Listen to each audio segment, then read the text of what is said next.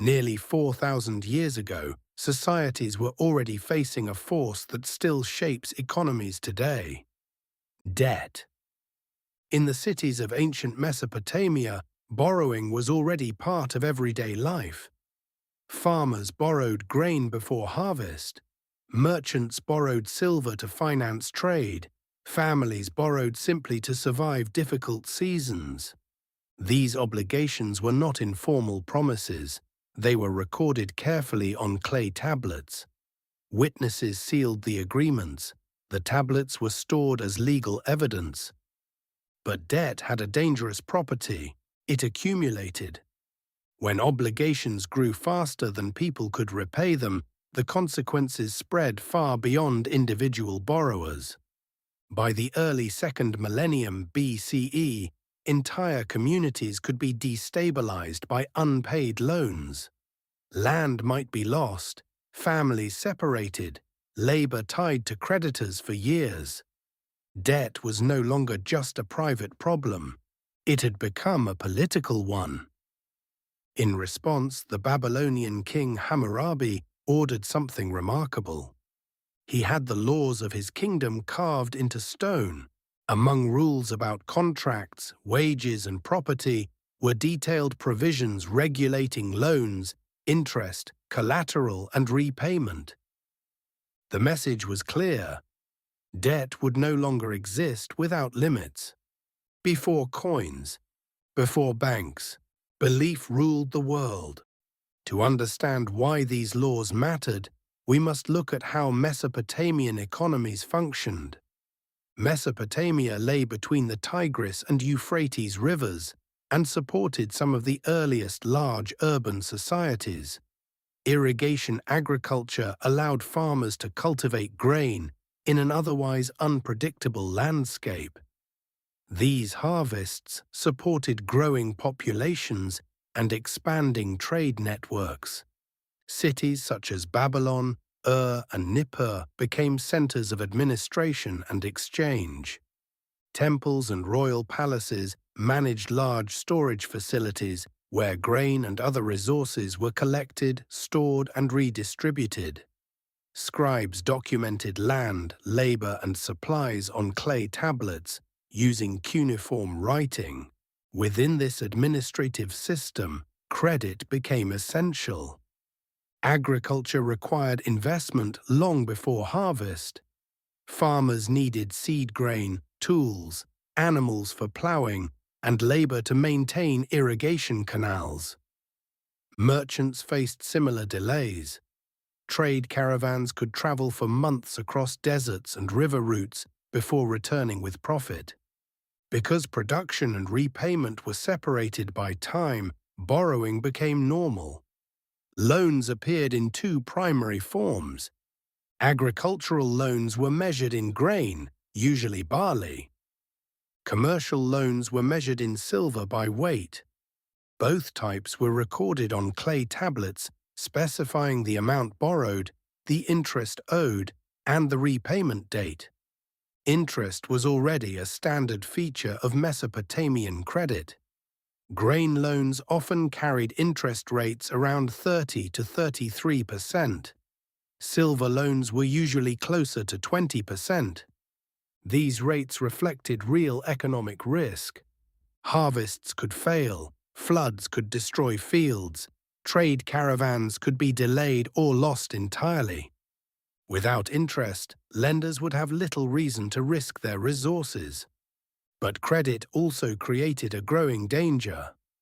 When borrowers could not repay, creditors had legal claims over property and labor. Land might be seized, tools confiscated, livestock taken. In extreme cases, individuals could pledge themselves or members of their family into debt servitude. Debt servitude did not necessarily mean permanent slavery. Often it meant temporary labor pledged against unpaid obligations. But even temporary loss of labor could devastate a farming household. And when many households fell into debt at the same time, the consequences spread through the entire economy. If too many farmers lost their land, agricultural production would decline. If too many families were trapped in debt, social tensions would rise. For rulers, this created a serious political risk. Hammurabi ruled Babylon from approximately 1792 to 1750 BCE. During his reign, Babylon expanded its authority across much of Mesopotamia.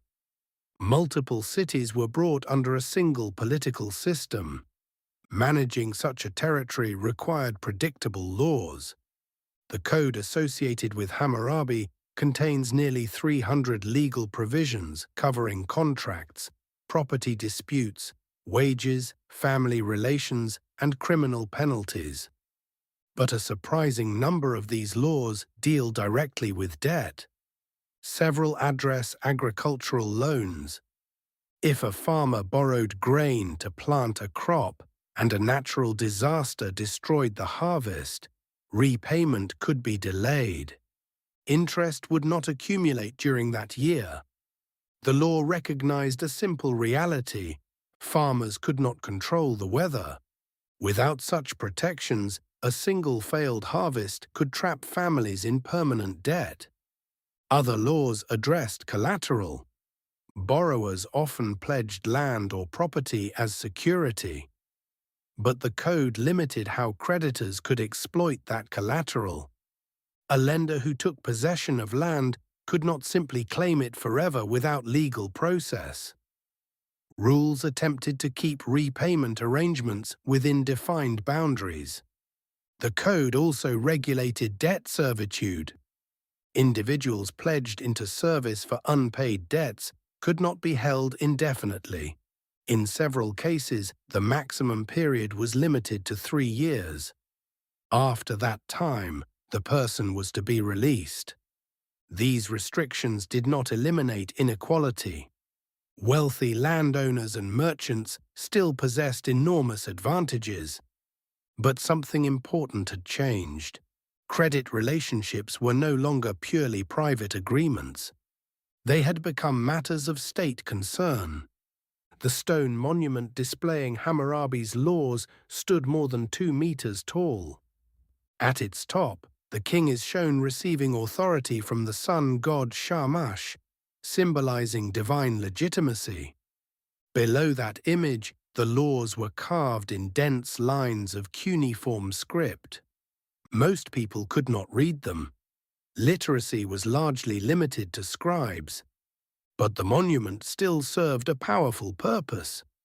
It signaled that the rules governing society were not arbitrary. They were formalized. For economic life, this mattered enormously. Lending depends on expectations. Both lenders and borrowers must believe that agreements will be recognized and disputes resolved according to predictable rules. Without such expectations, credit systems collapse. The Code of Hammurabi was an early attempt to create those expectations. By regulating interest, collateral, and debt enforcement, the Babylonian state tried to stabilize the economic relationships supporting its society. This also protected political authority. Kings relied on agricultural production to feed cities and armies. They relied on merchants to sustain long-distance trade networks. They relied on stable communities capable of paying taxes and providing labor. If debt destroyed too many households, the foundations of the state would weaken. Regulating credit therefore protected political power as well as social stability. Yet even these laws could not eliminate debt crises. Later Mesopotamian rulers periodically issued debt cancellations when obligations became too widespread. These decrees erased certain debts and released individuals from servitude. They reveal how persistent the problem remained. But the Code of Hammurabi still marks a critical moment in economic history. It shows that societies had already recognized a fundamental challenge. Credit allows economies to grow, but unchecked debt can destabilize entire communities. Law emerged as the mechanism attempting to maintain that balance. In this sense, the code reveals something essential about economic systems. Money and credit are not merely financial tools.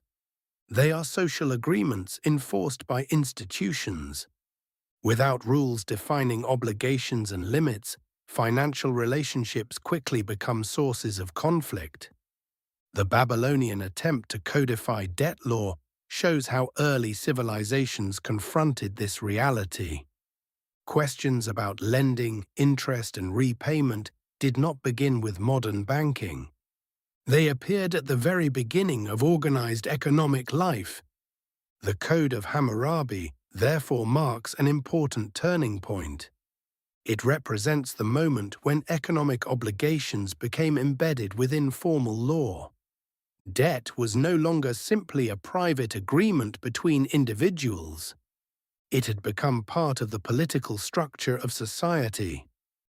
In the next episode, we will examine how lending itself reshaped economic exchange through the systematic charging of interest. Because once value could grow simply through the passage of time, the structure of exchange began to change in ways that would influence every financial system that followed.